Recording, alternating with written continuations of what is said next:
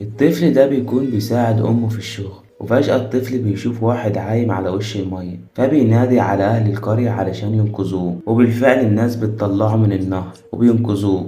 وبيكون الراجل الغريب ده مصاب جدا وبينزف من كل حتة في جسمه، فبيودوه لحكيم القرية علشان يعالجه، ويستخدم النمل في علاجه، ويسيبه نايم على السرير وبيكون لافف جسمه كله بأحبال علشان يسرع في عملية شفائه. وهنا بنشوف سكان القرية ويكونوا عاملين احتفال بتاع كل سنة، وفجأة بيهجم عليهم عصابة كبيرة. وهنا الراجل الغريب بيفوق وبيكون اسمه فكران، وبيبدأ يقتل فيهم واحد ورا التاني وبيخلص عليهم كلهم. في اللحظة دي سكان القرية ينحنوا قدامه ويعرفون إن هو المختار، وبيكونوا مستنيينه من زمان. وبعد مرور 100 سنة بنشوف 5 بنات وبيكونوا هيركبوا المترو، وتكون أول واحدة بتشتغل هاكر محترف جدا وتقدر تعطل حركة المرور علشان تجبر عالية بنت رجل الأعمال كالي إن هي تنزل من التاكسي وتركب معاه المترو.